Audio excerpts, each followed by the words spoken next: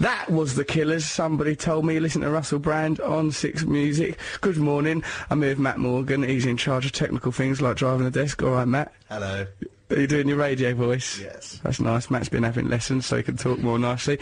Also, Trevor Locker's in charge of phone calls and competitions. How are you today, Trevor? I'm really well. How are you? I feel all right, actually. I got, like, a slight cold and I feel like I'm a bit distant from the world, but basically I feel quite upbeat and I'm really excited because it's going to be a brilliant show today, right? You know that Noel Gallagher's coming in here for the last hour. That'd be nice. Very excited. Yeah, that rumour. We've got, well, it's a true rumour, like, Noel Gallagher's going to be here for the last hour. We've had to take on extra staff just to control his swearing. There's people here particularly into false swear words back down Noel Gallagher's throat. If a swear word comes out, oh, get back down that northern esophagus. So, yeah, he'll be here. We've got Trevor's competition coming up. We've got some great music. I've seen New York Dolls are coming up. Mystery Jets are going to be on in a second. Oh, we might get a phone call from Chris Peck out of Boy Kill Boy. Chris who? Chris Peck. I like to call him Chris Peck. I like to stifle his surname. Yeah, he might call in. That'd be nice, wouldn't it? Tomorrow. Boy. Oh, are you plugging their single? Well, you know. Nice, why not, Matt? And also, like, today's topic of discussion, if I may be so bold, is going to be, what have I done to deserve this? You know, like, something goes wrong in your life, you think, oh, what have I done to deserve this, you might think to yourself, right? Like when, like recently, Wayne Rooney breaking his foot and everything, there was that grimace across his face, that, where you sort of look at it, it makes your stomach turn to watch that look on his face. More than just, oh, my foot hurts, but... Yeah. All weight of everything, the World Cup, everything. You think that was visible in his face as he... Yeah, there's realisation of, oh no. Yeah. What have I done to deserve this? Or, he might... What have I done to deserve this? That's the audio, that's an audio illustration of what Wayne Rooney was thinking. So we want to hear, have there been times in your life, there must have been, mustn't there, where you thought, oh, what have I done to deserve this? You can text us on 64046 or you can email the show at russell.sixmusic@bbc.co.uk. That's if you're thinking, what have I done to deserve this? I'll tell you what we're going to do now. Should we listen to Mystery Jets, You Can't Fool Me, Dennis? Oh, can you? I think if I've got that attitude towards Dennis, eventually Dennis is going to fool them. Get in touch with us, 64046, or email us at russell.sixmusic@bbc.co.uk. You can't fool them, Dennis. Mystery Jets, You Can't Fool Me, Dennis. You listen to Russell Brand on Six Music. Hello, welcome to our show. Oasis star, celebrity face Noel Gallagher's going to turn up in here later. It'd be nice, won't it? Let's hope he does. It definitely will. He don't even live that far away from here. We could, like, if he ain't turned up at the allotted time of midday, we'll go and get him. But it's not that he definitely will. That's half the fun. There's an edge to the man. He might not. He genuinely might not. Oh, what, so, like... He's built a reputation on that. The career is founded on his, you know, capricosity. And then, not on his capricosity, that ain't even a bit of language. Sorry. It's founded on him doing them songs, isn't it? One of which we're going to replace it with Sonic a bit later. That'd be nice. We'll have a listen to that. So, what we're talking about until then, don't turn this into some sort of waiting for Godot or will Noel Gallagher turn up. I like the idea. I like some security in life. Not like the thought that he may come, he may not. That alarms me. I just think it keeps us on the edge of our seats, that's all. Yeah. Puts a bit of jeopardy into the show. Fair enough, all right then. Maybe Noel Gallagher will come, maybe he won't. Maybe he'll be peppering the air with swear words, and maybe he'll be like, timid as a lamb. Matthew, so what we were talking about until then, though, is occasions in our lives where we thought, what have I done to deserve this, right, where something's gone terribly wrong. Like, well, what's happened? Trevor, look, what's happened in your life where you thought, what have I done to deserve this? Numerous occasions. The worst one, I suppose, was involved a vicar and some mice, going back to the mice thing. Ridiculous. If you listened to the show last week, you'll have heard that Trevor slaughters mice for pleasure. That's not true. That was a joke that you did last week. What he does, no, it's based on fact. Trevor Locke kills mice in his house, he drenches himself in mouse blood, decorates his body in mouse skulls, and then screams out to the world, I like it! And now he has the gall to say that mice have been involved somehow in his past. Well, that's why I've chosen this particular memory, because I thought it goes with the theme, but people realise that it's obviously a joke. It's not a joke. It is a joke. If you think killing animals is a joke. Labelling yourself as a mouse person. Trevor the Mouse Lock. What is this affiliation you have with rodents? It's not. I'm going to choose a different memory then. I'm not going to do this the one. mice. Well, no, but the thing is, you're meant to set this up so that people think, oh yeah, that's the sort of thing that happened to me, I'll let them know. But we say, what a did you mouse say? and a vicar. Mouse and a vicar. So, unless you live in Enid Blyton's imagination, those kind of things don't happen to you. Go on, Trev, what is the story? Come on, alienate everyone. Oh, right. So I just like catching little mice when I was a boy. And See, it's I go starting- into the it's garden. I starting catch them out alive. with Alive, though. This is the key.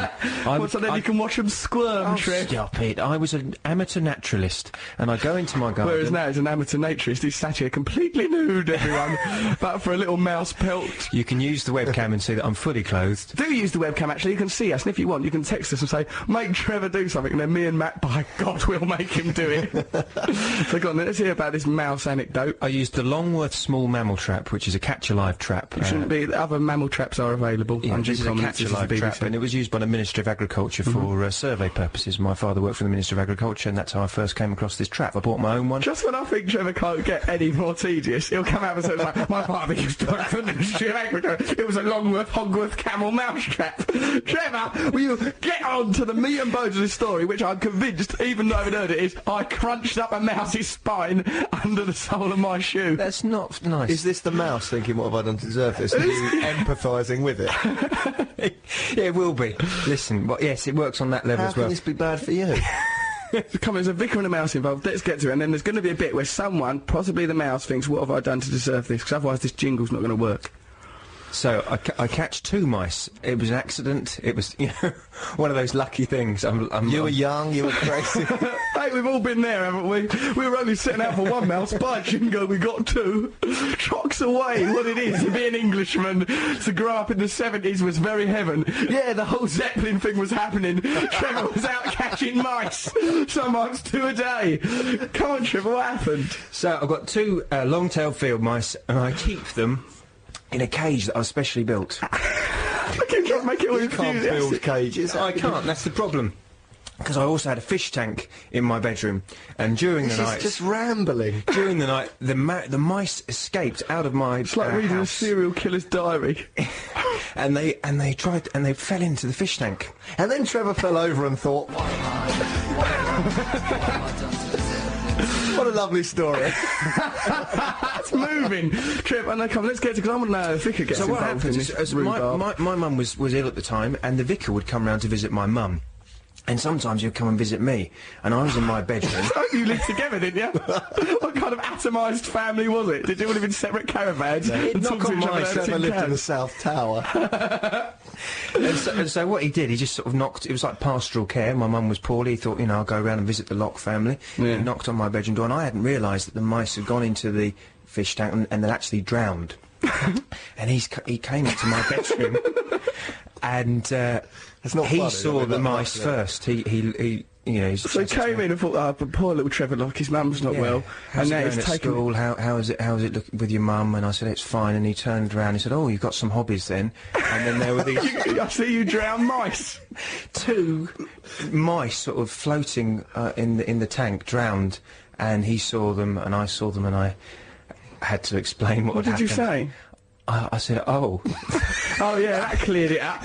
I imagine that wasn't meant to happen. he That was probably an sank to accident. his knees at that point and said, there is no God. He probably made him renounce the clergy. He probably went straight off after that and had it off with someone. No, he told me that I should take them out and bury them in the garden. At very least, give him a Christian burial, And I Trevor. explained to him that I hadn't realised and that I would do that, and that wasn't meant to happen. And then Trevor thought to himself, What have I done to deserve this? the answer to that question is obviously captured and tortured mice. That's what you've done to deserve It looked bad. It's not what I wanted to do. I liked mice and I cared for animals, and it looked like I was a nasty little kid who enjoys doing bad things to animals. Strange though, Trev, that was the beginning of a lifetime of torturing mice. Misunderstood. That's what it's about. I like animals. This is the thing. I Very like easy to animals say and you people misunderstood, Trev, in life. OK, so should we listen to Billy Bragg, whose surname now seems like a verb to describe Trevor's attitude towards mice killing. Greetings to the new brunette, it's Billy Bragg, 6 Music. Greetings to the new brunette, Billy Bragg there. You're listening to Russell Brand on 6 Music. We're talking about, well, the sort of general topic heading is, what have I done to deserve this? We're talking about incidents where, oh, what have I done to deserve that? Like Wayne Rooney crunching his foot in. He must have on his face, clearly, amidst the agony, there was a more existential questioning of what have I done to deserve this?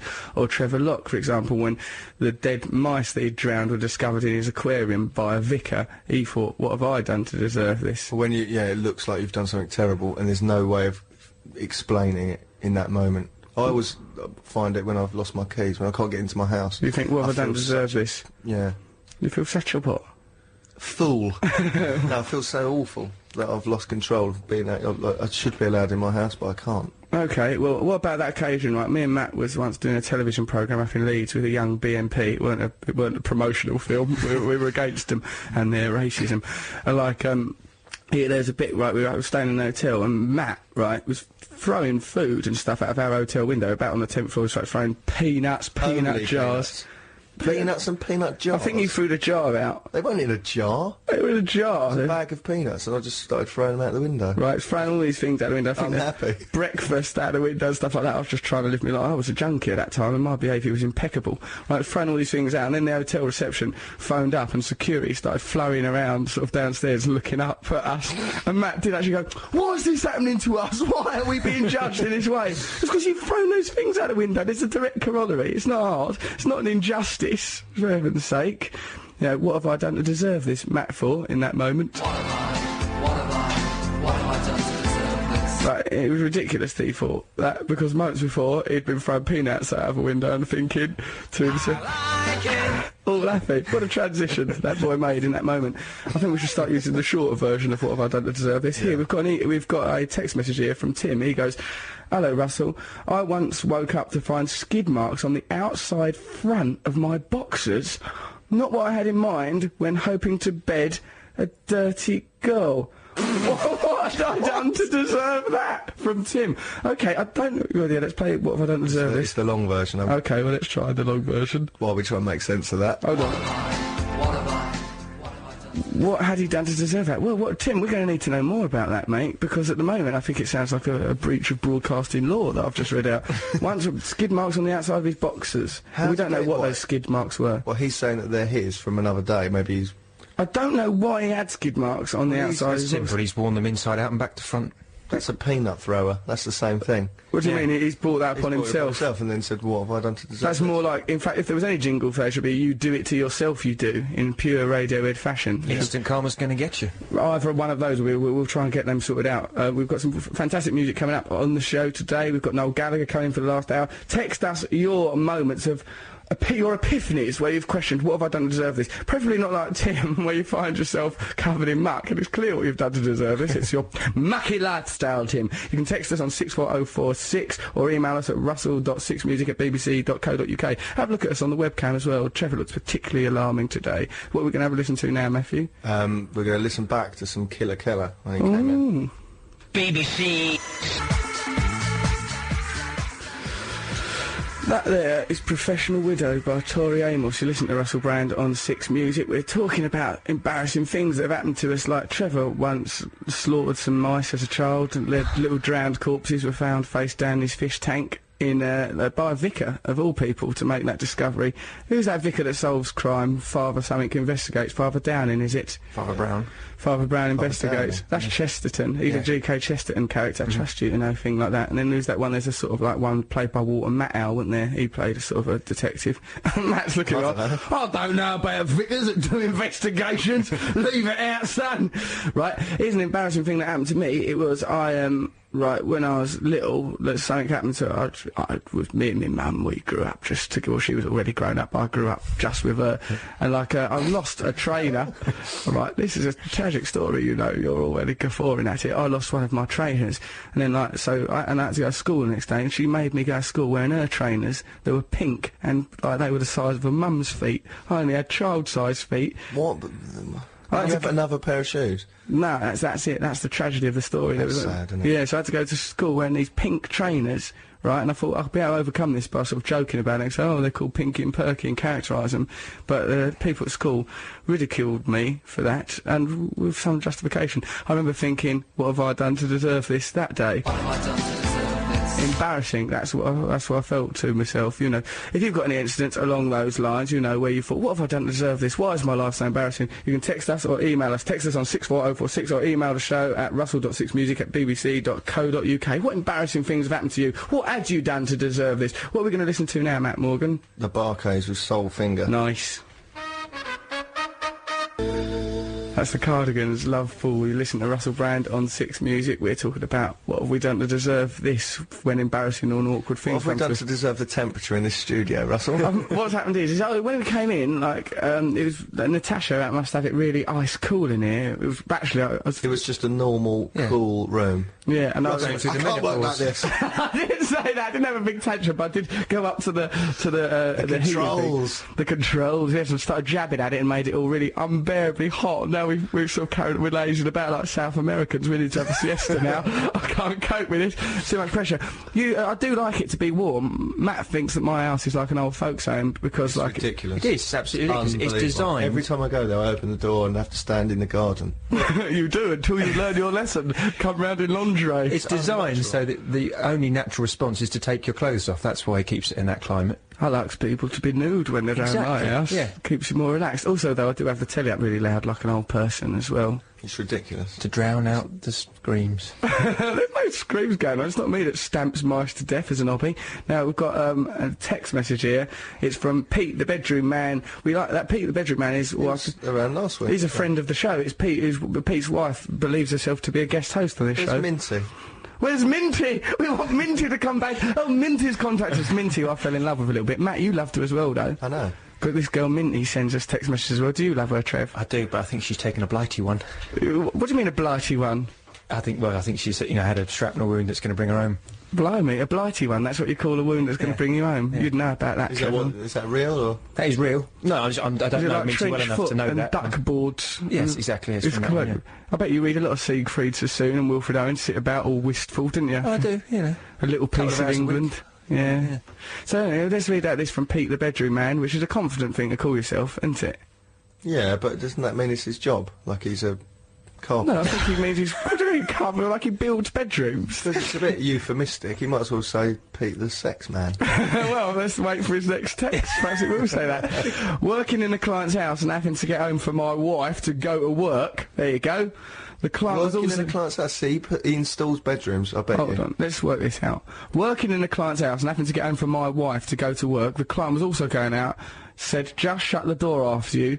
When it came to time to leave, I was chased back up the stairs by a large Rottweiler who kept me there until the owner returned home a few hours later. No mobiles in those days, in the doghouse with my wife. Pete, the bedroom man, and in an actual house with a dog as well. That's my nightmare. I'm scared of dogs. Why are you so scared of dogs for? What have you done to them? I was attacked by an Alsatian as a boy. And I think I was scared of him before that. Anyway, I Do just you know- don't understand them. Never had a pet. I don't understand when they're happy or people go, "Oh, he's all right. He's just He likes you." playing," and I just don't understand it. Yeah, you don't understand the language, whereas me, I'm a bit like Dr. Dolittle, I'm in touch with him. Right, now listen, what I think about Pete the bedroom man's text is that he'd been having an affair, and he's using this Rottweiler ruse to cover that up. He goes, If oh, you were having an affair with someone, you'd know they had a Rottweiler downstairs. no, I think he was having an affair, right, and there's no Rottweiler made up the involved at all. Rottweiler. The Rottweiler is a confection Oh, of his yes, imagination. What if his wife's listening? Oh, That's actually the whole, is. whole idea. He hopes that she's going to listen and then find out. But surely if he's calling himself Pete the bedroom man, she might have an inkling. that She might say, something's up. Pete, how did you get this bedroom man handle? I'd certainly not put it about. I think you're a terrible lover. Pete, get in touch with us because we want to know why on earth you're treating your wife in this appalling fashion and exposing her on air and everything. Where's my anecdote? Oh yeah, I've got another what have I done to deserve this anecdote. Oh, he's hot in here, isn't it? Well, I wonder if he's going to get... Yeah, Pete the bedroom man must have thought when he was pinned in that room against his lover, stroke Rottweiler, What have I done to deserve this? well, obviously betraying your wife is what you've done to deserve that, Pete the bedroom man. So, like, me, right, I once had this incident where I was involved with this girl. She was German. She was a lap dancer, as I recall. Nice, attractive girl. We was having a bit of how's your father monkey business, and then an argument ensued. And I said, "Look, you're going to have to leave here." She gathered up her clothes all loudly, and like was making her way out of the house. And I was Loudly? What was she, a one-man band? she had to get her cymbals, her trumpets, her what's name, and her papa, gathered all them up together, and sort of as I was sort of going, leave the house forever, right? I did it dead emphatically, and I was nude. I had no clothes on. It was about 3 o'clock in the morning. My flatmate Dan was away in another country. Goes, leave this house, be off with you, woman, right? And as I did that emphatically, I was like, I'd gone outside the house, and the door closed behind me, and I was locked outside my house naked, and like I thought, oh no, what have I done to deserve this, right? I did think that, and like she though, the only person that was there that could help me, I'd just upset. So, like, I could borrow your mobile, please, because I'm locked out of my house and I'm nude. And she said, I'm not going to help you. You've treated me very badly. Is this when you lived in that church flat? That's right, I lived in that church flat. It was a converted church flat. So then, yeah, and I'd say the only person that was likely to be able to help me was like one of Trevor's Parsons. It's like some ridiculous Agatha Christie character. Right, and then she stormed off and left me, and all there was to protect my dignity was like a pink umbrella. So I had to open up this pink umbrella, put it between my legs and go downstairs. How is everything that you have to rely on in these situations pink? Like your mum's shoes, this umbrella? How come I'm always having to rely on pink things? Because there's another thing that's pink that's also always getting me in little adventures of trouble. A little pink fella leading me through life by the nose. Okay, let's not talk about a mouse again. So I had to go downstairs with just this pink umbrella between my legs, all like, you know, like extended pink umbrella. Did covering you me. enjoy that a bit? Because I reckon if I'd discard the umbrella and tear off some wallpaper and use that before I used the umbrella. I just thought it was the only thing there, and I was aware that this is making this a better anecdote. I was thinking, Absolutely, yeah, this yeah. pink umbrella is definitely adding to this situation. I went downstairs, and there was a bar downstairs, really late, and the bar was open, and the woman came out to change barrels. I goes, oh, could you help me, please, love? And she, she goes, she looked at me and went, is there anything I can do for you? I goes, yeah, you know, I'm nude, it's the middle of the night, all I've got is this pink umbrella. What have I done to deserve this? Can you help me? And she said, yeah, all right, I'll help you. And then she came, like, went away for about an hour, and that seems a long time when you just got a pink Wasn't an umbrella. hour, was it? Half hour. Right, and she came back again, and I goes, did you do anything on me? She goes, no, I forgot all about it. And then she goes, you can, and then she went into the, like, round by the cellar, there was this old pair of big chef's trousers, great big, like, comical clown buffoon Wasn't trousers. that club a gay club as well, I seem to remember? Yeah, I put on those chef's trousers, she goes, you can come in and use the phone. I put on the chef's trousers, went in, I had the pink umbrella over my shoulder. Didn't need that then. You didn't need the umbrella then. What were they going to do? Just abandon it? I went there, the chef trousers looked like they could have another person in them, and I went in there to use the phone, and it was gay night, and they thought I was there to do a striptease. The only way I could get out of there was by doing a dance to YMCA. That's quite bad, isn't it? Yeah, it was a very difficult evening. I thought, you know. What have I done to deserve this? But in a way, I brought it on myself by not having a proper marriage or something. Good morning. I once broke my... This is from China, I reckon, in Wiltshire. She goes, I once broke my knee in 2 places when I was trying to get a goat to the top of a climbing frame. Right, immediately, why has a goat got to go to the top of a climbing frame? I was nearly at the top and had hold of the goat's front hoof when my foot got stuck between 2 rungs and I slipped. So desperate was I to save the goat. She wants credit now for trying to save a goat that she's marched to the top of a climbing frame like a lunatic grand old Duke of York. I swang with a pendulous effect, still grasping its hoof, and smashed my kneecap apart. The story was so ridiculous that the local authorities were watching my parents for years. From Chino in Wiltshire. I need to know more about that. Do you think that's true? I think it's true, but why do you need to get a goat to a real goat? Sounds like a real goat, yeah. Maybe she was a child and she was playing with a goat and Yeah. it was just a... Yeah, well, I think it's something to do with Heidi. Probably she's seen Heidi, and goats are a bit romanticised in Heidi. a romanticised goats, though, Trev, Peter on the children's- goat herd. I don't think they romanticise the goats. I don't think they say, perhaps you'd like to go out with a goat, why don't you put a bonnet on it and make it your bride? Well, sort of, you know, high on the hill was a lonely goat herd, yodelay, yodelay, yodelay. Trevor, That's a nice, you know. it's a ridiculous way to think of goats. Okay, right, so yeah, send us your embarrassing incidents and your misuse of goats and that. And then we're going to go hear a nice anecdote from Matt, but let's listen to Niles Barkley first, shall we? Let's do it. That's Health and Ag by John Cooper Clarke there. You listen to Russell Brand on 6 Music. He opened for the Arctic Monkeys at Brixton, didn't he, John Cooper Clarke? Yes. He did. He did, Matthew, yeah, he did. And I was sort of thinking, I can see what they would have liked, that lyrical nature of his work. It's funny, that, wasn't it? There's a bit where he was just coughing. Was there a bit where he was In just this coughing? Song, yeah, coughing. Perhaps I was coughing during that bit and just, you know, didn't notice it. Now, we're talking about embarrassing incidents that we've all endured in life, and we've got Dan on the line from Brighton. All right, Dan. Hello there. You all right, mate? Yeah, fine, thanks. Now, what was this, what have I done to deserve this incident that came into your life, mate? Well, I was working with my ex-boss.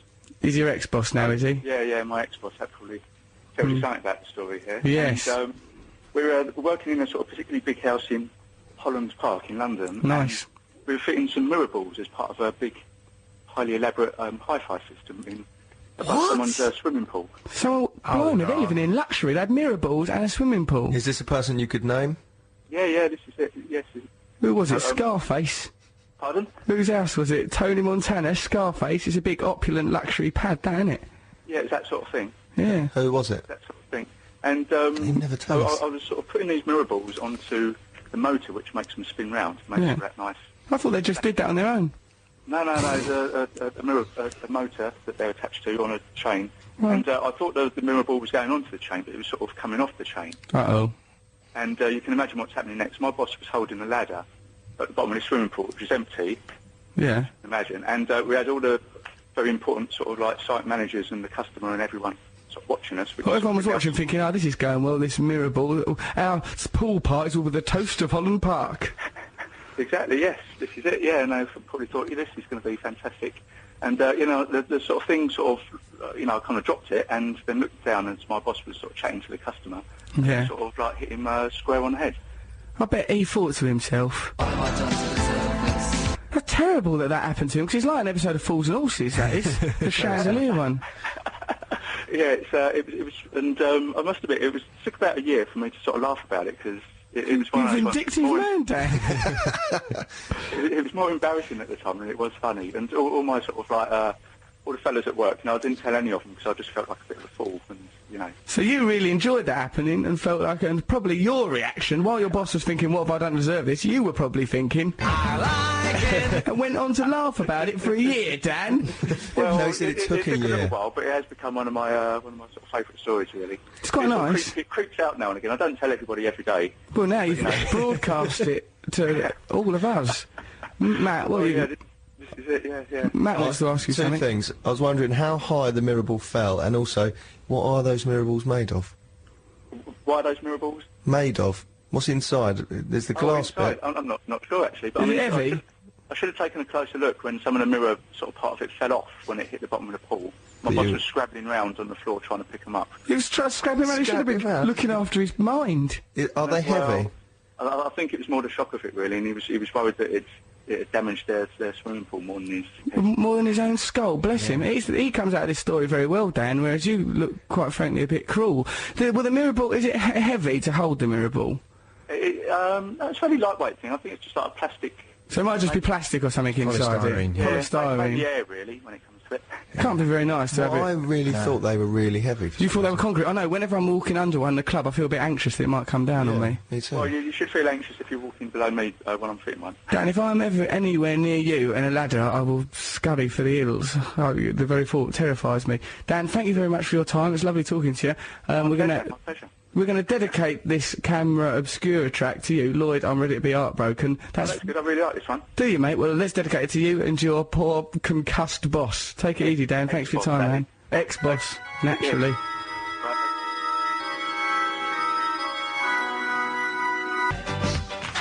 I love the sound of broken glass. That's Nick Lowe. That's Apposite. Will you listen to Russell Brand on Six Music? It's Apposite retrospectively because of that mirror ball story from Dan smashing that mirror ball in his boss's skull, then laughing about it for 1 year No, he said constantly. it took me a year to be able to laugh about it. Oh, it took him a To year. his defence, Oh, yeah. No, I thought he said it took him a year to stop I laughing. think it was to stop Oh, laughing, really? yes. Matt. See, I'm just a nice Mark, person. whose side are you on, Matt? Going with Dan, he said it took him a year before he could laugh about A it. year before he could laugh. Yeah.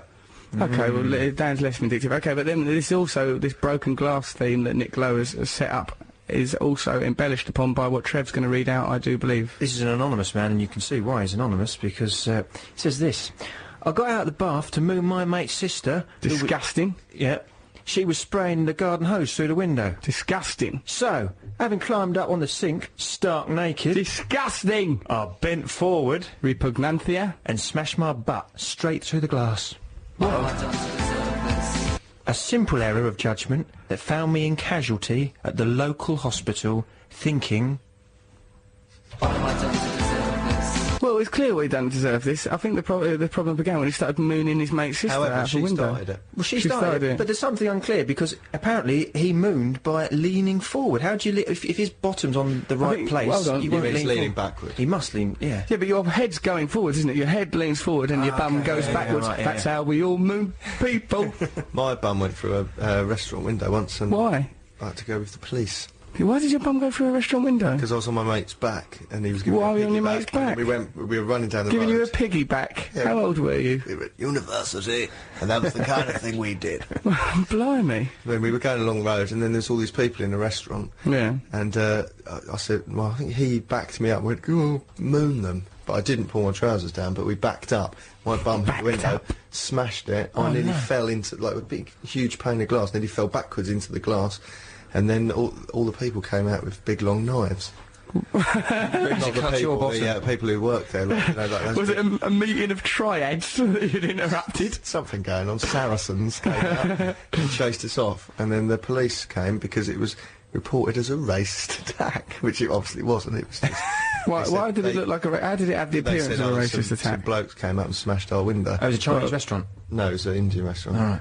Really? Yeah, and then I had to go with the police. And So it wasn't a racist attack, it was just you weren't even trying to do any it sort of wasn't an attack of any kind. You were just trying to show the world your bum. Yeah. Well, there's a lesson for us all there, Matthew. You know, people misinterpret things. Here, what we've got, like, Pete, the bedroom man, his wife is called Wendy from the Borough.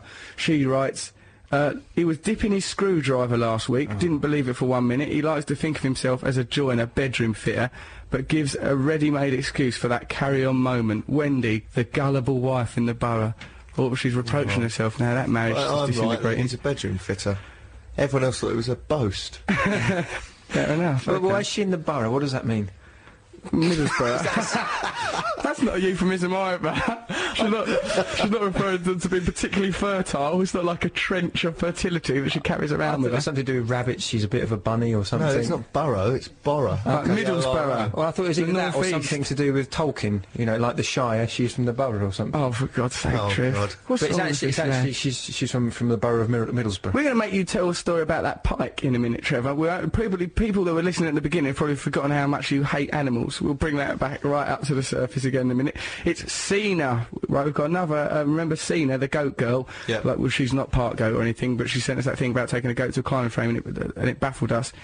She has elaborated. It was a real goat, but the climbing frame was actually a fortress made from pallets by my dad.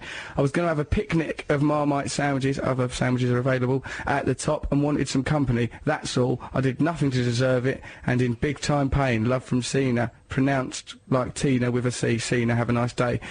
What she done deserves that. Then also she adds, rub an ice cube on your chakras and you will be cool for the rest of the show. That's nice, isn't it? Where are our chakras? They're up and down our little bodies. All over the place, aren't they? Trevor keeps his in the most unmentionable of places, as you can imagine. Then Minty has emailed us. Minty's been alive. Oh, thank heavens. News from the front is Minty Kalukale. She says, morning. Russell, the story you told about the pink oversized trainers nearly drove me to tears. Your rhubarb is making me crumble. I have the opposite problem. I want pink trainers that light up when I saunter along, but the biggest size they do is 1. My whole life consists of what have I done to deserve this incident, but before I open the vaults, I thought I'd hold back to see what tone the show has taken. What have I done to deserve Trevor mocking me? Don't make fun of my caliper heel, I'm proud of my war wounds. That better not be a euphemism. Stop mocking Minty, I'm Trevor. not mocking her. I'm proud of her war wounds. You That's stay the away best from bit it. about her. Minty is mine. She's bonkers. Minty is bonkers. She's a sweetheart. She's the Vera Lynn of this radio show, ain't she? Yeah. Anyway, I've narrowed it down to 2 stories that I can share with you. The one where I got bit by a lion, should be bitten, darling, or the one where I met my childhood hero, Bungle from the Rainbow. Which one do you want? Which one do we want? Bungle. Bungle. No, because that's just normal, but being bitten by a lion. But meeting Bungle? That's not normal. Did you meet Did Bungle? you meet Bungle? Has anyone else Were met you Bungle? bitten by It's the Bungle? man in a bear suit. A lion's a real lion. You don't know that. That do lion. know that.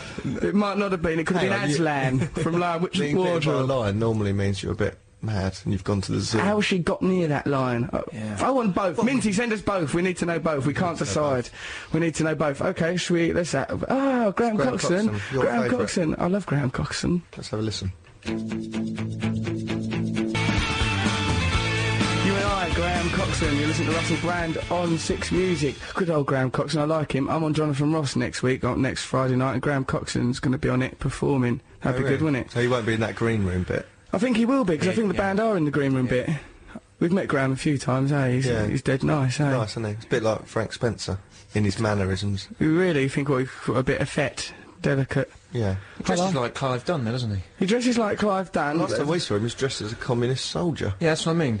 Dad's army. Oh, I was thinking of Grandad. Clive Dunn. No, he doesn't dress like Grandad. Not yet. I liked Old Grandad. That was good, that programme, wasn't it? It was a sitcom for us kids, wasn't it? It was. Yeah, it was. We enjoyed that. Okay, so we've got to wrap up this What Have I Done to Deserve This rhubarb a little bit quick smart. Well, we said we'll read out Minnie's yarn whenever that turns up. This is from Susie. She goes, I went to a really strict grammar school in Wales. Once a week we had domestic science and had to take in a clean, white, starched apron.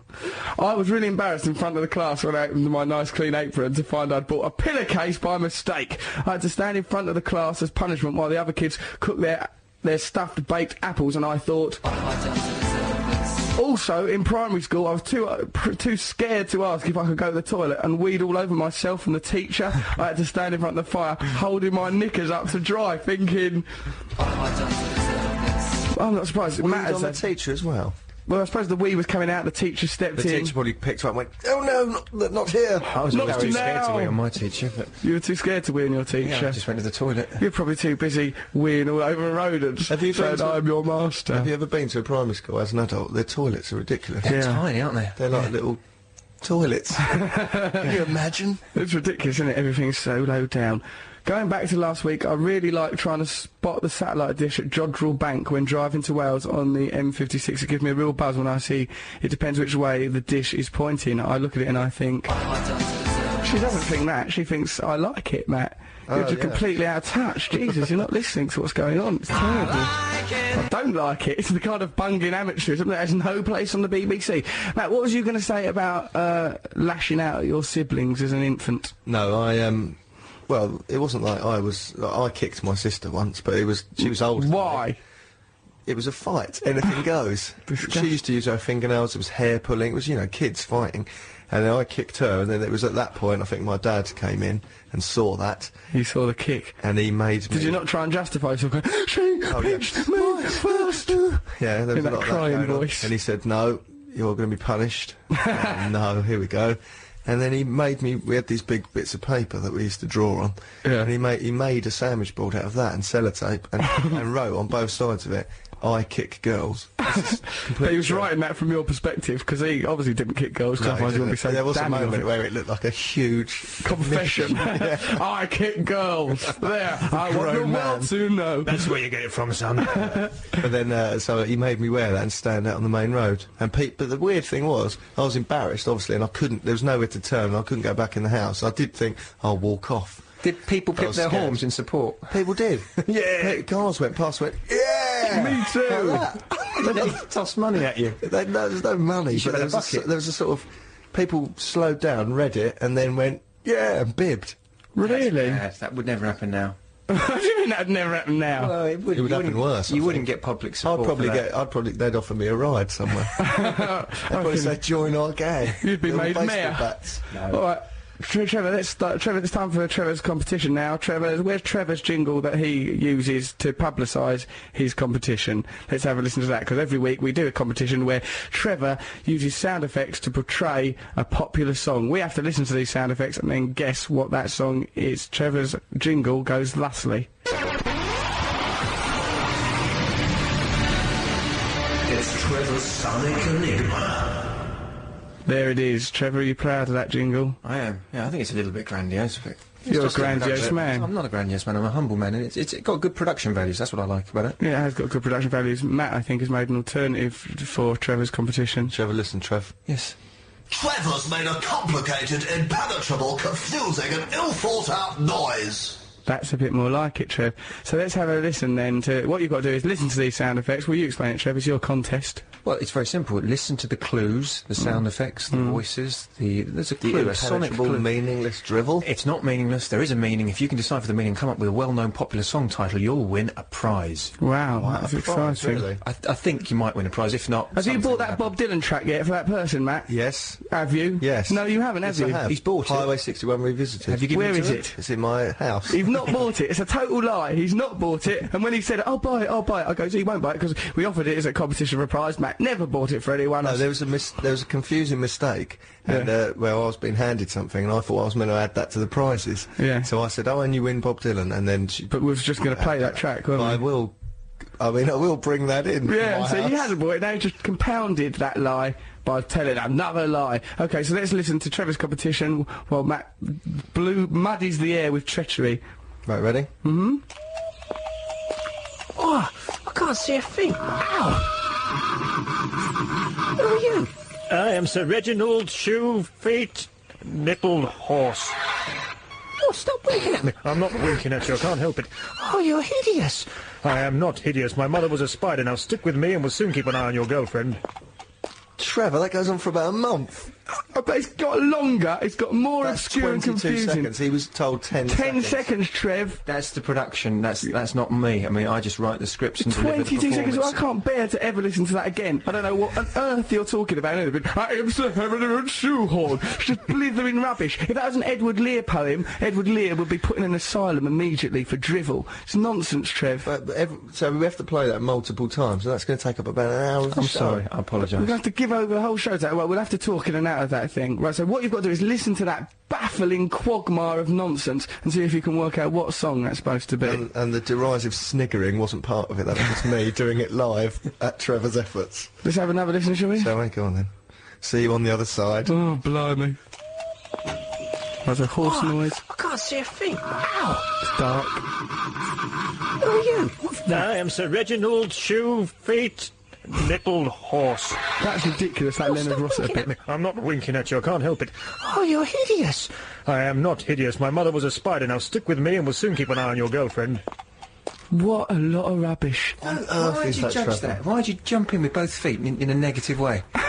You can't explain every codswallop. single bit of that because I can't explain every at single bit of length- that. I can't. What? It was got. I got a little bit confused doing it this time. What? I was low on blood Every sugar. week it's been nonsense, Trevor, and this hasn't week been even nonsense. you're confused. Every week it's been absolutely down to the last little syllable, but this week I was a little bit... All right, listen, I think we should play Holiday by Green Day and we'll just try and pick our way through this so at least me and Matt can understand it and we can try and offer up some clues. If you know what that track is, then you're probably phoning us from Broadmoor. This isn't a Green Day. Maybe someday the Ordinary Boys there. You listen to Russell Brand on Six Music. Do you like the Ordinary Boys, Trev? I don't really have an opinion one way or the other. Really? That's interesting. That was no opinion at all coming out of your mouth just then, was it? Now, we've got some interesting things coming over the next half hour. Chris Peck from Boy Kill Boy is going to be on the phone and see. We'll have a little chat to him. We've got music from Primal Scream, The Deers, Oasis.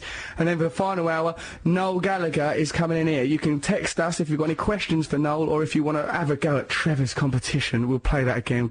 Blimey, it's baffling. Not have a go at it, just have a go at it. Have a go at trying to work it out, yeah, but it's a ridiculous conundrum. You can text us on 64046 or you can email the show via russell.sixmusic@bbc.co.uk. There'll be more from Minty, more from Trevor Locke about cruelty, more from Wendy and Pete the Bedroom Man's family. That's all coming up. We've got all sorts of exciting stuff. Text us any questions for Noel Gallagher, text us any entries to that competition, but we're going to have some news now. Yep, let's Things have that some have just news. happened. Let's have a listen to the news.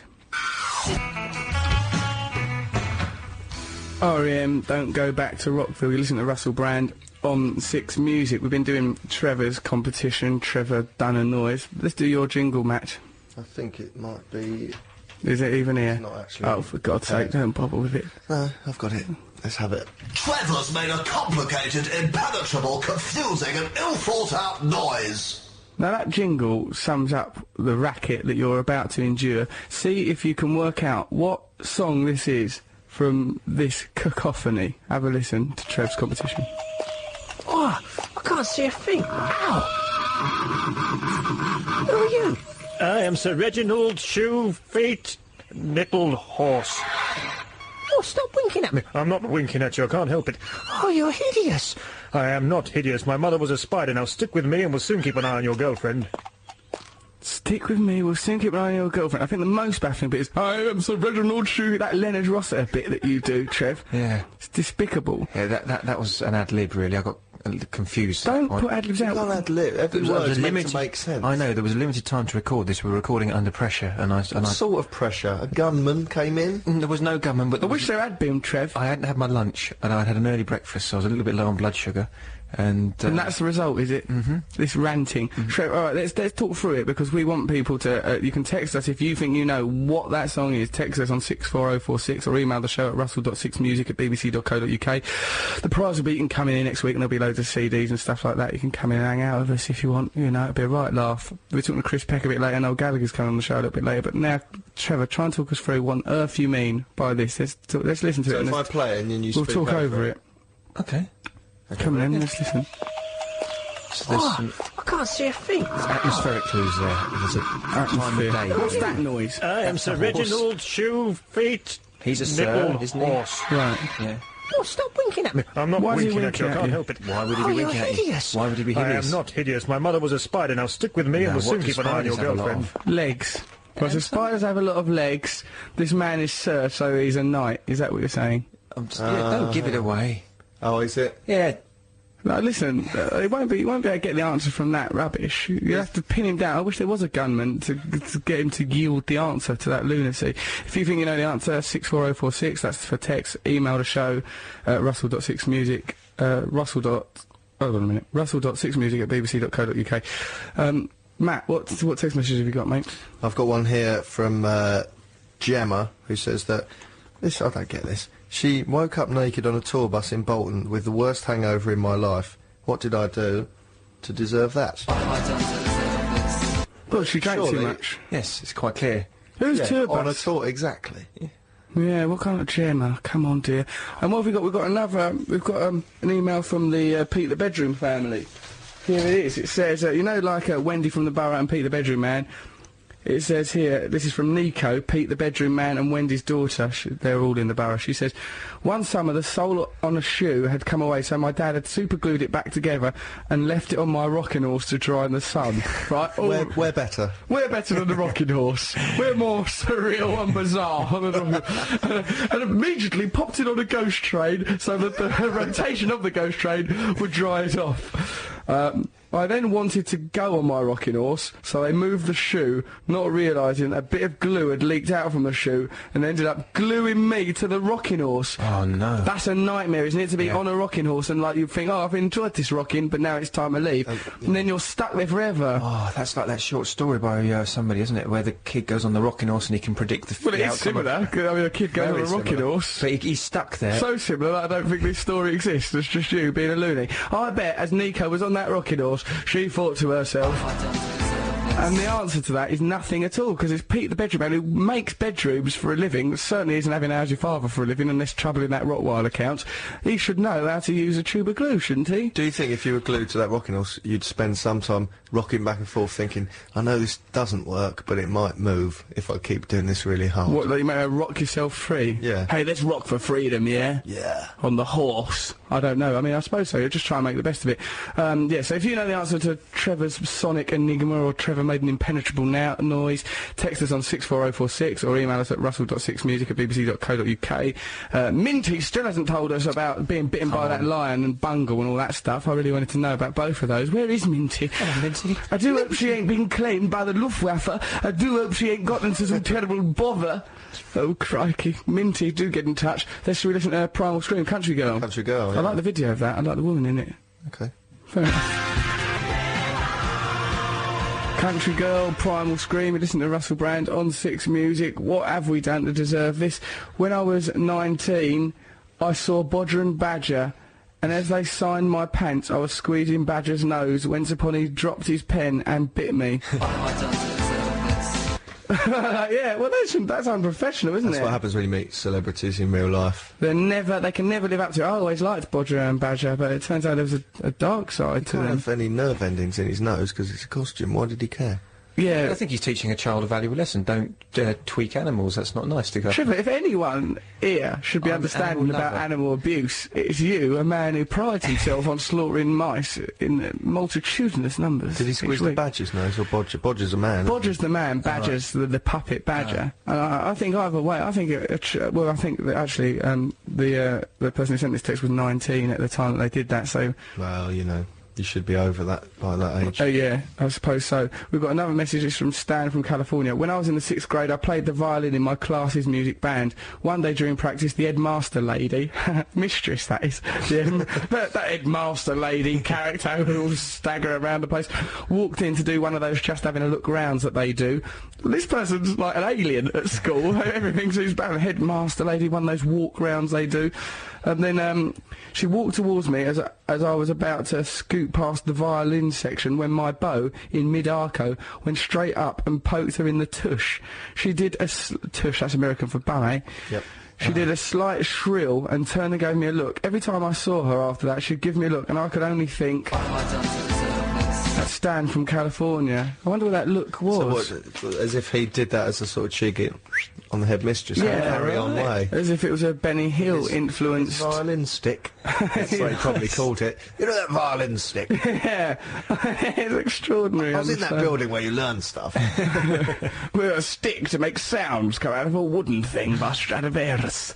So, okay, Trev, you've got some things to read out, have you? This is from Esther in Shoreditch. When I was moving into my rented flat with the help of my friend, whilst we were carrying various things up the stairs, he decided to carry a can of paint on top of the box. When he reached the top of the stairs, the paint fell off the box, opened, crashed down the stairs, spewing paint everywhere. An inch-thick magnolia paint on a dark blue carpet hit my leg. Wow, yeah. Carried on. She ended up in a yellow short pyjama thing in a police station, talking about how she'd had her car broken into and her laptop stolen and her phone and other possessions stolen, and then she really thought, I like it. I did that as a joke. What a brilliant reaction. That's what Matt She takes life on the chin. No, this is what she really thought. Yeah. Guess who we've got on the phone? It's Chris Peck out of Boy Kill Boy. All right, Chris.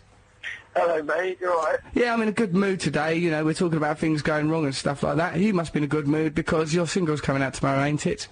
Yeah, it's coming out tomorrow. I'm very excited You about don't sound bothered. Have you been drinking, Peck? I've just got up, man. Oh, to do this with us. Thank you very much. You're very quiet, Russell. Can you get someone to turn it up? I can't really hear anything. Oh, is it too quiet for you? Turn it up, man. We can't just holler down Chris Peck's ear holes. I can just about hear you. Is that better now? Yeah, it's a bit better. How are you, man? Yeah, we're really good today. It's me, Matt, Trevor. Say hello to Chris Peck, everyone. Hello, Chris Peck. Hello, Chris Peck. So, Chris, we're talking about things that we thought to ourselves, what have I done to deserve this, as illustrated by Dusty and the Pet Shop Boys? What was your one? Mine was I had to go to school wearing my mum's trainers one day because I lost one of my trainers and my trainers were pink and it was humiliating. That was one time. That explains a few things, mate. Do you think so? Well, you know. What does it explain? A dandy from the early days, let's say. I was a dandy, but you know, this being a dandy hasn't extended into sort of a lavender lifestyle. It's just sort of an air of foppishness. Chris, if you could see the way he's standing at the moment. Probably one of the most awkward moments of my life was about 2 years ago. My big brother had a flat just off Oxford Street, and I had a spare set of keys, and in my lunch breaks from working in the local noodle bar, I used to chuck it back and have my break at his flat. And I was like, you know, bowling around, just had a shower, got in my pants, put my T-shirt out to dry for a couple of hours before I went back to work, and basically the door shut behind me and I was stuck in Oxford Street just in my pants. Oh. And all these things rushed through my head. I was like, you know, I'm gonna have to try and punt some money to phone up someone somehow. I was meant to be going back to work, and I was thinking, well, if I phone my brother, you know, I might be able to try and get. I didn't know his number, and I ended up like buzzing up some random people in random flats. I ended up sitting there with like a very peculiar couple consisting of a like 60-year-old man and a 20-year-old boy, as they were painting each other with like smoking like cigarette holders and just sitting around, and they dressed me and clothed me until my brother came and let me back in. You must have thought, Chris, while that was going on. Alternatively, maybe you thought, I like it. You could have gone either way. But I think, like, sort of, at least Oxford Street, that's, of course, in London's West End. So if you're hanging around there just wearing pants, there's all manner of ways you could make a few quid, isn't there? I didn't want to resort to it, but it did cross my mind, you know what I mean? I thought if I just chuck it down a back alley and see how much I can get out of it, but, yeah, that's the last resort, really. That is a last resort. It's a good attitude, though, Chris, that you've got there. You know, resourceful. I make use of what I've got at the time, you know, that's one of my strong points. Did you get back to the noodle bar? Yeah, I managed to get back. My brother came back and rescued me, and I went, you never guess what?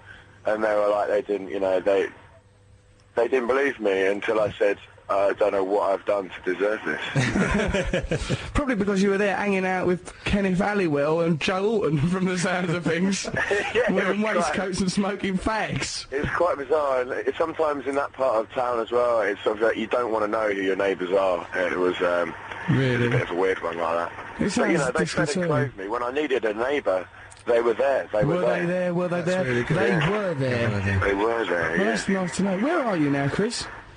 I'm on a bus. I'm sorry about the noise. It's like I'm on my tour bus, and we just got up. I went to bed at about 5 o'clock this morning. What kind of life are you leading? You're in a band. Oh, blimey! What a terrible way to live. 5 o'clock in the morning. Get some sleep, Chris. I'm feeling a bit rusty, so Yes. Excuse me if I'm not. No, you've been sparkling. It's been a lovely anecdote. Good, Chris, will you just humour us? Trevor does a competition. I'm sure he explained to you when he was on the phone. He would have taken that opportunity to boast. Have a listen. You have to try and guess what track this is from these sound effects. If you can do it, you're a better man than either myself or Matt Morgan. Go for it. Have a listen to this. Oh, I can't see a thing. Ow! Who are you?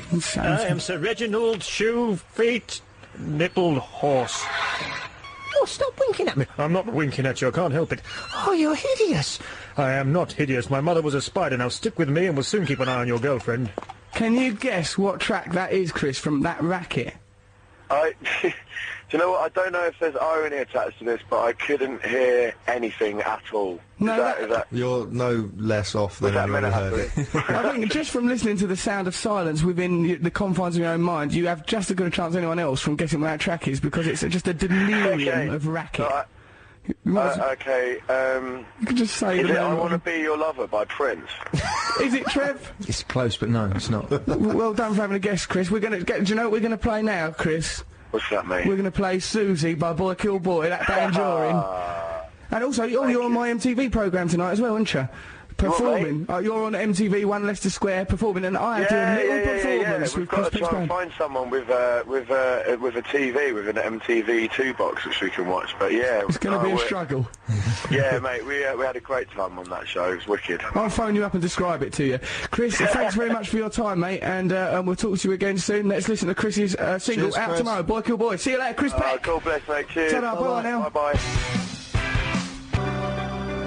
Snow Patrol and Martha Wainwright there. Set the fire to the third bar. Oh, reminds me of my name, that sort of thing does. Listen to Russell Brand on Six Music. We've got some wrong answers for Trevor's Sonic Enigma thing. Someone here says, they don't leave their name, is the track Moonlight Shadow by Mike Oldfield. Is it, Trev? No, it's not. We've got another message. Not gone to karate today, so turn up any time. Park on the drive if it's empty. That can't be for us, can it? Don't think so. Does anyone know anyone that would make? Does that make sense in any way? Perhaps that's a response to Trevor's Sonic Enigma. Not gone to karate today, so turn up at any time. Park on the drive if it's empty. That's about as good a clue. People send wrong texts to us. How do? Because the number's so short. How do they make? 640404. Yeah, how's where Unless else they do they saved know? it in their phone. I think it's someone who's already texted us, yeah, and they've done it again. Well, I want to know. I hope they're listening. Oi, can you play some Flowered Up for All the Ducks? Russ, T. Stoned. Blimey, there's lots of weird symbols being sent. Hello, Russell, I'm good mates with your old pal Richard Matthews. If you're into getting hold of him, Richard in Bath, I'd like to talk to Richard Matthews. He was a brilliant person. I once watched him eat chicken with his feet. How about that for a gift? What? With his feet? Holding it up to his mouth? Yeah, he was doing some acting. Like a plant, osmosis. Yeah, he didn't. He's got a mouth on his soul, yeah. So, Trevor, let's hear your... So, we're talking about, like, what have I done to deserve this? We're also trying to get... There's Trevor's Sonic Enigma. I don't know if I can listen to that again. If you... No, I think... Well, I haven't really given it much thought, but... Let's play it. We'll talk over it a bit so it's not such an unbearable racket. Okay, let's do it. Right, so that's night I time. can't see a thing. Ow! So it's dark. Yeah. Then there's a lawnmower engine goes Sir off. Reginald Shoe Feet. Then Leonard Russell comes in and says, Horse. shoe, feet, nipples. Oh, stop winking at me. I'm not winking at you, I can't help it. Oh, you're hideous. Oh, you're I am not hideous. hideous. Lots My of mother was a legs. spider. Now stick with me Not and we'll soon necessarily keep an eye legs. on your What else do girlfriend. spiders have a lot of? You said, oh, what do spiders have a lot of? Legs. Yeah, and something else. If someone goes, Eyes. what does... Eyes. They've got a lot Well of eyes. done, Matt. But spiders are much more famous for having loads of legs than eyes, isn't it? If you think... That's why there are other clues. Well, and yeah, like, what was that? I'm Sir Leonard Rossiter, shoe, feet, nipple horns. What is that? How is that helping? How is the lawnmower That helping? is a name that a certain type of person gets given. What, a knight? Oh, yes, Russ. Alright, okay, well, let's Night just... with lots of eyes. Well, you You've know... almost got it. Let's not leave it all in the gym. Trevor, we've heard earlier your story about drowning mice as a child and then showing them to a vicar to get some sort of thrill. Last week you were boasting about stamping mice to death and how you can't and you just gloat over the body Anyone count. who's just joined the show, that's not true. That's an exaggeration. Next week, Trevor, let's try and not have any mouse-related item to Or do with torture of animals. I'd be glad. anything. Just be glad to. What's the pike in the bath story, Trev? When my mum was in hospital in 1988... Don't always use my mum was in hospital so that we think, oh, poor Trevor and his ill mum. That's the backdrop. Frankly, we don't care anymore. All we want to know is why you're so cruel to animals. It was my turn to cook dinner. Me and my dad used to take turns in cooking dinner. Oh, how old were you? It was half-term. I was 13 years old. You shouldn't have been cooking at 13. I know, but I had to. It was that... Particularly as his main dish was mouse flesh. What is it for dinner tonight, Trevor? We're going to be eating a rat, Father. Will you kill it first? No, the act of eating it will bring about its death. Now, listen, it was half-term, so I went fishing with Chris Hollis, and we caught... We don't all know who Chris Hollis is. That name in. He's the person I knew at school. Is that fella that used to touch you? Yes. Not in what sort of way was it? I used to do something a bit I weird. don't want to go down there. Well, he did, didn't he? No, what did he do? You can't just leave that hanging. He didn't leave it hanging. Stop it. He swung off it, didn't he? He used Trevor as a climbing One frame. anecdote at a time, please, gentlemen. But Trevor, you've got to clear that up because people... Later, that'll be another topic. That'll be another What, Sunday another school. day? Because Yes, now it'll be people will be another worried topic. about Chris Hollis. Just say, oh, he was... If people want to know, they can email the show in and I'll respond. They can email the show in. What, they can record it? Record the show and say, We'll listen to play it this. out. You maniac, look. Come, let's hear this story. I caught a pike, okay? A pike is quite a big fish. What, for your family to... Well, no wonder your mum was ill. I caught the pike and I thought, it's my turn to cook. I've stayed fishing too long. I know what I'll do. I'll cook the pike. You can eat pike. Tomorrow it's blue tack. So I came back with the pike. I knocked the pike over the head and brought it back. You knocked it over the head. Look at trying to skim past that detail. What did you hit it on the head with? Ironically, it's called a priest. It's a piece of wood, and fishermen call it a priest. I knocked the pike on the head with the priest. Came home. My dad came home from work, and he said, have you cooked dinner yet? And I said, no. And he goes, well, leave it. We'll go and visit your mum, and then we'll come back and have it. Why are you giving him that voice? You sound bitter. We'll leave it. It's an older man. Trevor. And so what he said, well, I said, Dad, I've caught a pike. We're going to have pike for dinner. What shall I do? It won't fit in the fridge. This and he is said, nothing like my life. It's like Huckleberry Finn's life, isn't I it? can't even relate to this. Then we got on a raft and we sailed off and we had a freed slave with us. It's nonsense. He said, run a bath and put the thing in there to keep it But fresh. you'd already struck it on the head. I know, but he said, I know it's dead, but he said put cold water in there, it'll keep it fresh, otherwise it'll go off. So I put cold water and some ice cubes in the bath. Why didn't you just put it in the fridge? Because it doesn't fit in the fridge. How big is this fish? Like that. Oh yeah, that's good for the medium of radio. It's about 2 foot long. 2 foot. We go and visit my mum. We come home from my mum, and I knew something was wrong because my dogs were really agitated and frightened. I'm sure they were the whole time. They got an animal torturer living in the house with them. I bet they didn't rest for a second. And I Give him a little knock with the old priest. So I give them a knock with a priest. That calmed them down. Then I made one wear a bra. Can I stress that I'm an animal lover and that this was...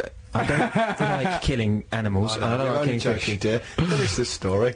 So I can hear a banging sound in the bathroom, and I think, oh no.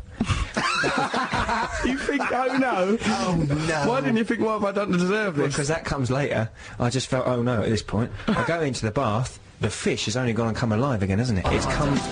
It came alive It's again. come back. It I'd was a only stunned Lazarus it. fish. The priest had just stunned it. It was alive and flipping around in the bath. It's a big, you know... So that had scared the aggressive. dog? Yeah, so my sister then goes in there, takes pity on it, and she starts...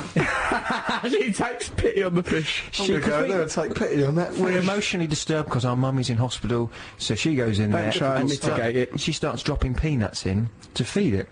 I said to Dad... That's not going to help it. My dad says, where's dinner? Hurry up with the dinner. I said, Dad, the fish has come alive. What am I going to do? He says, you've got to kill it. You have to kill it. And... You have to kill the fish. What were you thinking while I all can't this was kill it. going on? That's what you were thinking, I wasn't. Trevor. I was hungry. I didn't want to do this. So he refused to kill it. He said, you've got to go and do it. He gave me a proper hammer this time. He said, don't muck around Why with did that. you don't make you do it? Because, I don't know, So you'd learn. It was my turn. Trevor, did this ever happen? It happened. It's a well-known sort of family legend. I go up there. My sister... It's a well-known fable in our home. My sister, I had to be dragged out of the bath. I had to lock myself in the bathroom, and I had to drain the water out of that bathtub, climb in the bathtub with this fish wriggling between between my knees, and then I had to pick up the hammer. My sister is banging on the door, screaming at me. She's given it a name at this point. What was the name? I don't know what it's called. Come on, Trev, give it a name. It's in there, it's in your mind. And she's banging on the door, screaming that I'm a murderer. Don't kill I've got wet Leroy. peanuts clinging to my little legs, and I'm banging, bang, bang, bang. Eventually. And what were you thinking? I was thinking, do the other one. I wasn't thinking that at all. I was close to tears. I know what you've done to deserve this, Trev. You caught that fish, you put it in the bath, you suggested that it was the meal, you ate it with a priest. Your dad's role in this story is very bizarre. He goes, what's my dinner? Come on. No, we're going now. Kill it with a hammer. He's just... He sounds like a dad from a fairy tale. Is your dad a baron? Do you mean the bad voice in your head? Is that what you call dad? Daddy made me kill my daddy. They're going to make a film about you one day, Trev. And I think it'll be along the lines of Psycho. I think, yeah. Should we listen to the Rolling Stones happy to just try and drag us out of the quagmire? Ourselves of all this. If you want to try and answer Trevor's Sonic Enigma or try and unravel some of the riddles of Trevor's past, text us on 64046 or email the show at russell.6music@bbc.co.uk. But for now, let's listen to the Stones, for heaven's sake. I like it. Why Won't You Give Me Your Love by the Zootons out. I like that. I like the video of it. I like the whole thing. I like the fact that that saxophonist goes out with the other lad, Sean. There's a romance in the song. We met them. We're really nice people, that lot. She doesn't play sax on that record, does she, much? I don't know, don't she? I don't hear much sax on. Yeah, I think there's some saxophone, Trev. I think you've just been omitting it from your mind, probably because you're a bit sexist. She does other stuff though, doesn't she? I don't know. Does she? Maybe. Listen to this. We've got a text message here. That fish killer household is like the Texas Chainsaw Massacre. Imagine being a neighbour. That's what people think of you. Our neighbours were very supportive and really good to us. They probably lived in terror if you're getting all your hands on their family pets. Too many bones in Pike. Poles eat Pike on Christmas Day. That's like a haiku. Nice. Someone here guessing that your Sonic Enigma, Trev, is This Night Has Opened My Eyes by the Smiths. Is it? No, it's very close though, but it's not. Ashley in Swansea, you were close there. That was quite a nice little guess. Well done. Matt, have you got any other what have I done to deserve this style anecdotes from your ridiculous childhood? There's one when I was in hospital with concussion. Yeah. I mean, that was bad in itself, really. And there was a moment where... What had you done to deserve that? I'd been given a faulty bunk bed by my parents, some sort of test. Did you fall off it? It collapsed? From the top of... My mum came upstairs because she thought the bunk bed had fallen over, but I'd fallen out from the top onto my head and was up against the wall with my feet in the air, confused, vomiting. Oh, poor stuff thing. like that. And then because I had lost my memory temporarily, when the doctors at Casualty said, well, how did you do this? I didn't know because I couldn't remember, and in typical child style made up a lie because I thought... Should answer this question. I was playing football when I was kicked in the head. and they kept you that torch in your eyes to make sure your pupils are dilated, which they weren't. So I was kept in overnight. Two things happened actually. I went to the toilet. They said, "Oh, you're not allowed to walk around. You have to, if you want to go to the toilet, you have to ask the nurse. She'll put the things round." I bet you hated that, didn't you? Because everyone else who had to have the nurse help them go to the toilet, you know, with like a bedpan thing, they didn't pull the curtains round fully. Right, well, there's a little gap. So I got up, went to the toilet, and thought, I'll get away with Obsessed with going to the toilet you were as a child? What? Okay, would you like to lay in a hospital bed with the curtains not pulled round fully and have to wee or even into a pan? Yes, I would, Matt. In fact, the minute this show ends, I'm off to St Guy's Hospital to do exactly that. You've been told about that. Yeah, so I got up, went to the toilet and thought, lovely. Pressed what I thought was the light switch. It was a panic alarm. Sat down, thought, this is going to be brilliant. And then loads of people burst in. So they said, are you alright? Are you alright? Yeah. Why are you out of bed? And I thought to myself, brilliantly. A while to think it. Yeah, I've noticed the hiatus. What is interesting to me is that like you were ashamed having people look at you wee, and it would have been much more discreet just to have done the wee in a bedpan, because in the end it ended up being a big panicky wee with loads of nurses and doctors running in. Terrible, really, that happened to you. What they told me. Actually, that wasn't even the bit I was going to say. What is the bit you were going to say? When my parents came to pick me up, they brought clothes because I'd gone there in my pyjamas, and for some bizarre reason, they brought clothes that I'd never... like, you'd think, I'm going to go and get someone from hospital, I'll take some clothes I've seen them wearing once. They turned up with some clothes... familiarity. The T-shirt was my little brother's, The trousers were, you know, I don't know why. They dressed you up as Rupert the Bear. These rubbery shoes that I don't know where they came from. And I had to Little go jelly home. shoes. Yeah. And you've been all concussed. Perhaps you thought you were living a different life then. My head clicked when it moved. Something wrong with my neck for a while afterwards. I was still confused and I was dressed as someone else. It didn't really help. You've never ever really returned from that place, I don't think. You've been living your life as someone else ever since. I had a concussion incident, right? My dad, before he'd left, abandoned, I like to say, before he built a wardrobe right in the bedroom, and it was held propped up with a Mr. Man book. And I remember seeing that Mr. Man book. Good at DIY. It was brilliant. It incorporated Roger Hargreaves' Mr. Tickles work into a cupboard. B&Q often sell out of Mr. Man books on a bank holiday weekend. Yeah. Oh, Christ, I've got to build a vanity dresser. For heaven's sake, get some Little Miss Naughty copies. So I saw that Mr. Man book. I was excited about the prospect of reading it, plucked it out. The whole set that as a trap. It was essentially a trap. It fell apart. A bit of the cupboard fell into my skull. I had to go into your skull or onto it? Onto, I suppose. There were no gaps in my skull with cupboards in them. A soft spot and a great big bit of wardrobe in it. It was ridiculous. And through there I could reach Narnia, and I'd often at night recline and just, whilst in the hospital, and think, you know, essentially, what the hell have I done to deserve that? I would think to myself, yeah, terrible business. Hey, shall we listen to Johnny Cash, Sons and Daughters? Yes. And after that, let's talk to Noel Gallagher, shall we? And, yes. And I think, and perhaps someone might have got Trevor's Sonic Enigma right. That'd be Someone's good. got it right. Well, I don't know. Someone wants to have a really jolly good guess. We'll have a go at that. So listen to Johnny Cash then.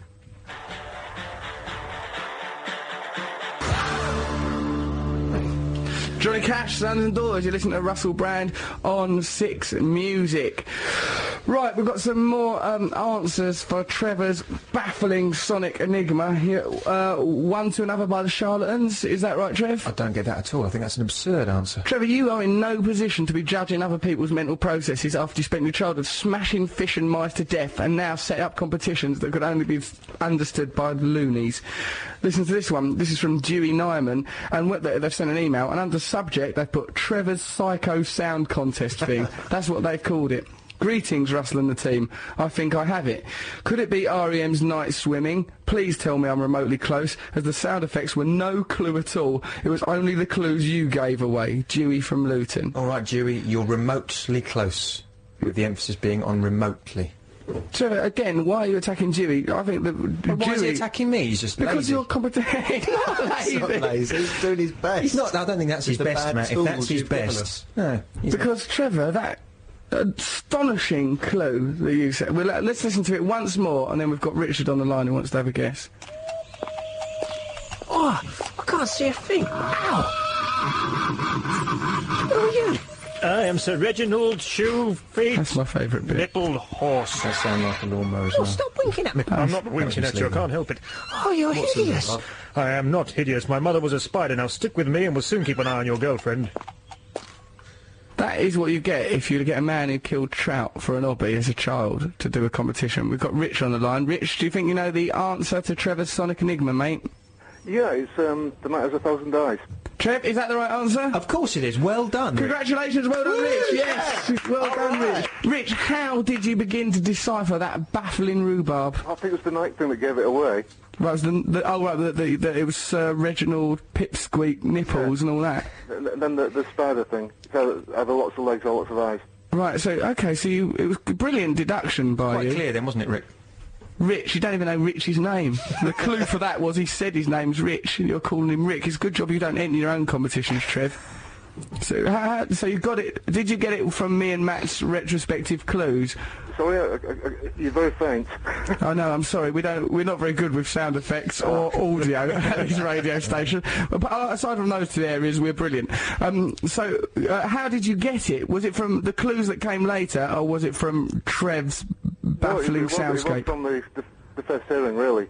Well, congratulations, Rich, from the first hearing. Thank you very much, Rich, thank you. Rich, that's incredibly vindicating for Trevor. We're going to give him another chance to do that competition next week. You get some brilliant CDs and stuff. What sort of CDs is Rich going to get? There'll just be, you know, stuff gets sent in the radio stations. It'll be a lot of that. Also, where do you live, mate?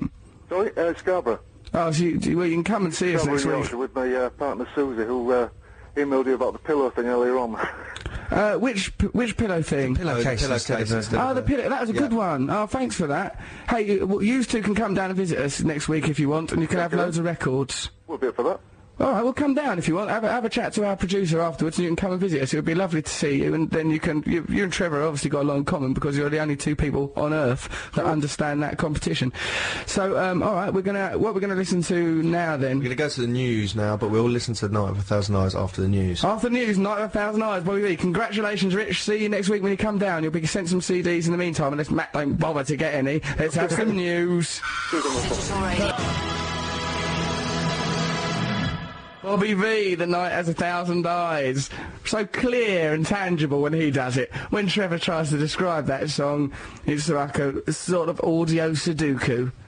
Did you enjoy listening to that, Trev? It's one of my favourite tracks. I think it's beautiful. Yeah. Oh, didn't it? The stuff you select as well. What year Moon is that River from? last week. Pardon? What year is that from? I think it's from 1964, but I couldn't swear to it. It could be 1962. Couldn't you swear to it, Trevor? Would you like to commit to that? I don't know. What's the most recent Sonic Enigma we've had? The most recent, they've all been stuck in the 70s. Stuck in the past. Yeah. A bit like Past. you. Little bit like you. No, I don't believe that. I think we live in a postmodern world now and nobody comes from anywhere. Oh, really? Oh, that's a very easy Yeah. way of justifying dressing up like Alan Bennett. And I'd deny my roots if it involved all that fish death. Thank you, yeah. Cheers, Mark. Mark's given us some emails here. Oh. Jesus. You're either all exaggerating or you all had really bad parents making you kill fish, buying you defective beds. Where does it end? From Addy. Yeah, no, well, actually, we've got good parents, all of us, actually, haven't we? parents, yeah. We've all been really Very lucky, lucky. but I think we bought that stuff on ourselves. We did. Is the Pike story a song title, or is it the ramblings of a sick mind? That's Pete the Bedroom Man. Pete the Bedroom Man doesn't even know what reality is anymore because of you, Trev. You've blurred the boundaries. Poor old Pete. No wonder he seeks solace in these affairs. Right, we've got an email here. It's from Louise Hamilton. One night in the mid-90s, that's nice, right in the middle of the 90s it was, me and a load of friends from a local girls' grammar school went to a big night. I hope that this was also, that she was at a girls' grammar school as well. I hope that she's not like 43 and hangs out with grammar school We'll girls. find out. It's perfectly normal. We went to, all us grammar school girls, yeah, we went to a big nasty club in Essex, where I'm from, to celebrate our A-level results being handed out. I mean, and what to celebrate in Essex? If you get A-levels, you might as well be made mayor. A night full of joyful celebration ended in me becoming convinced my girlfriend was trying to chat up someone else. Getting into a fight. Oh, he's a fella, actually. I'm confused. He's a fella, isn't he? Or It could be He lesbian might love. be gay. Lesbian love, Let's not. Hey, fair enough. A night of joyful celebration ended in me becoming convinced my girlfriend was trying to chat up someone else, getting into a fight about it in the toilets, and punching her, slamming the eye, bursting her eyebrow, blood pouring everywhere. I was overcome with remorse, tore off my top, and dragged her through the club to the cloakroom, clad only in a skirt and bra. The staff correctly identified us as screaming psychopaths and shoved us out the side door. Difficult as it was to get a cab, we made it to Broomfield A&E, where my poor girlfriend was asked by the triage nurse if she wanted to press charges, and had to admit that it was the hysterical, half-naked harpy holding a spotted, blood-stained polyester rag to her head that had in fact assaulted her. At this point, I can only think she must have thought to herself. Sounds like a lovely relationship. I hope they're still together. Person a wife-beating transvestite. I don't know. No, it's like they're just a couple of girls. Can I just make a correction there? It was actually the triage nurse, Triage. not the triad nurse. The triad nurse, I'd be more worried about that. Yes. They'll stop at nothing. You don't want to cross one of them triad nurses, blimey. Yeah. They might chop your finger off. Yeah. Crikey, I'm worried about some of this content. Afternoon, gents. Years ago, I got a phone call from a DJ at a local radio station telling me that some friends of mine had put my name forward to take part in a live quiz. Being game for a lark, I agreed to take part and was told by the fellow on the other end of the line that the station would phone me back 10 minutes later. 10 minutes later, they did indeed phone, and I found myself being transmitted live on radio. To win the quiz, all I had to do was answer a simple question. Where are the next Olympics going to be held? Asked the DJ. My mind went blank. The seconds were ticking away. I was getting all sweaty, so I just blurted out the first thing that came into my head. Or, as in fact, it was actually Inverness that they spluttered. Burying my head in my hands moments later and hoping that no one knew I'd actually heard the programme. The DJ, laughing, told me I was wrong, thanked me for taking part. I wish the ground would swallow me up. Anyway, late that night I was at a party when suddenly the music stopped and the unrecognisable sound of my own voice boomed out over the stereo. The entire debacle was then played from start to finish, whilst everyone present just pointed and laughed, and I stood there thinking... It turns out it weren't even a real radio show or a real DJ. It was a friend of a friend who had done the whole thing just to tape and play back at my expense to a house full of strangers. Take care. That's from Andy. good that Andy thought that... It's good that Andy thought that the Olympics were taking place in Inverness, otherwise that whole prank could have fallen rather flat. Yeah, it's good that he's got such friends that are dedicated to humiliating him like that. Yeah. Oh, and look, who's this that's turned up? This is exciting news. It's Noel Gallagher is here in the studio. Well, that's exciting because I was beginning to think that Noel Gallagher was an unreliable man who didn't keep to his word. But here is Noel Gallagher. How are you, Noel? Manchester. Well, Noel, we thought you were unreliable, but you're not, are you? No, I'm here. Thank God you kept to your word. Mad for it. Why were you so late, Noel? Because I just wanted you to really want me to come, and then I thought, because I'm definitely coming. Yeah, because for a minute there we thought, oh, Noel Gallagher said he was going to come, promised he was going to come, and then when it actually came to it, he never turned up. What an unreliable man Noel Gallagher is. But here I am, you know. Yeah, here you are. Oh, it's brilliant. Is there anything you want to say? Oh, God, so many questions. It's amazing, yeah. Trev, have you got any questions? Blur, is it true that you finally admit that they are a far superior band to Oasis? Oh, yeah, come on. They're brilliant, aren't they? They were better all along. Songwriting, you know, better chords. Yeah, them chords. Those chords that they invented, some of those were much better than your chords, weren't they? Yeah. And also, what else? Saying that thing about taking drugs was like having a cappuccino. That was insanity to come out with that, wasn't it? I know, it was stupid. You've been a bit boastful all these years, haven't you? Been a real idiot. At least you've turned up now, Noel. That's the main thing. Should we play Supersonic to celebrate your arrival? Yeah, I wrote this song in the bath when I was playing with my toys. That's the kind of thing we've learned to expect from you, Noel, but at least you're here now. That's the main thing. Let's listen to Supersonic. Hope you like it. Well, we'll try to, Noel.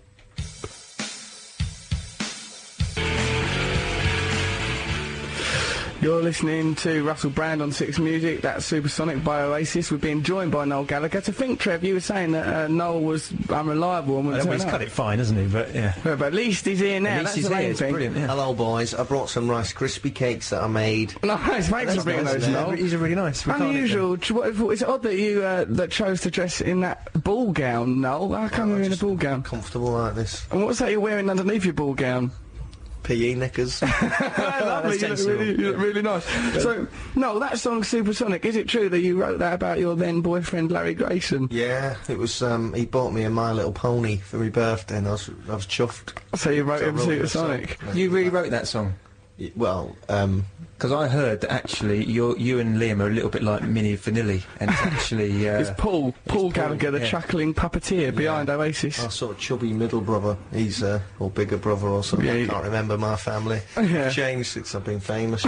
But he writes all the songs. Right. And blimey, what a revelation. So I bet he thinks whenever he hears an Oasis song on the radio... He must think to himself... He must, doesn't he? He does think that, yeah. He does think that. Obviously, though, a lot of your lyrics are much more camp than the Pet Shop Boys and Dusty Springfield. Oh, yeah, well, that's not... He rejects that. He says it's... You know, when I'm standing there in front of that stadium of lads... Yeah. And I just want to be at home in my little dress and my cakes and brushing the tail of my Little Pony, I just think to myself... Yeah, well, it's fair enough, Noel, but at least you've used this as a platform to come clean. Noel will also be appearing on One Leicester Square tonight on MTV, or will he? You know, we never know if he'll turn up or not. Let's have a listen to Dirty Pretty Things now, with the show be over soon, but so we might as well enjoy Bang Bang You're Dead. Let's have a listen. Okay. Wonder Stuff, Size of the Cow. You listen to Russell Brand on Six Music. I'm here with Trevor Locke, Matt Morgan and Noel Gallagher. Noel, what are you crying for? Trevor gave me Chinese burn. Blimey, it was only a little Chinese burn, Noel. I didn't realise you were so delicate and effeminate. Why is that? It's made my accent go funny. Yeah, hasn't it? It's changed your accent. It's made your accent less realistic. I want to send lots of love to Jackie at Warwick University. Be strong, Jackie. Your life will be alright. Everything will be okay to you. You alright, Trev? I'm alright. I'm just hoping Jackie's going to be alright. Jackie's going to be fine, don't worry about Jackie. So, it's been a nice show, hasn't it, today? It's been a good show. Still no Gallagher. Don't be no Gallagher anymore. Do you know what? I don't think we were fooling anyone with that, to tell the truth. It was actually a bit of brilliant satire. Have you enjoyed the show, Matt? Yes, I've had a lot of fun. I'm a bit worried that people think that our childhoods went... let's clear up. We had nice childhoods. People think we lied about no Gallagher. Don't worry about that. What do you mean lied about Noel Gallagher? Yeah, we said to her, right, what happened was, Noel Gallagher said he was going to come, and then he never came. That's, you know, what can we do about it? Didn't I predict that at the top of the show? Oh, don't try to spread his arms like Christ to go, didn't I predict that at the beginning of the show? Like Christ, but if that's the conclusion that you want to draw, I mean... I don't want to draw the conclusion that you're like Christ. Well, I remember that... You treated me like the Jewish authorities treated him. Wasn't it from the Gospel of Luke, where it said, and though Christ smashed up some animals for a laugh? Well, 5 loaves and 2 fishes. It wasn't, he did, but he did that out of love, Trev. He didn't kill a pike. I did that out of love to feed my family. I was feeding my hungry family. See, we don't need Noel Gallagher who talk like this. Oh, with this kind of banter, who needs credible rock stars to lift up listenership? We're going to force Noel Gallagher will be on the show one day. next week. All these impressions are going to get worse and worse. Oh my! We're drag him through the gutter. We will satirise him to the point where he daren't leave his house to buy more trainers. Okay, so well, thanks very much for listening to us. Have you got anything you want to add, Matt Morgan? No, I'm all done. Trevor Locke, have you got anything to say? I just want to say that I love animals and I think you should treat them kindly. Keep saying it, Trevor. You might even start believing it yourself. Thanks everyone that's contributed to this fantastic show. Music Week coming up. That's going to be brilliant, obviously. If we like that, we'll both just sit around and listen to that, shall we? Yeah. Yes. Got nothing else to do. Perhaps go and look at that elephant thing that's rampaging around London. I'm scared of that thing. We'll be back next week. Perhaps, I don't know, perhaps Noel Gallagher will turn up. Who knows? It's a mystery to me. But for now, Personality Crisis, New York Dolls. Yeah, rock. Ta-ah, yeah, woo, rock.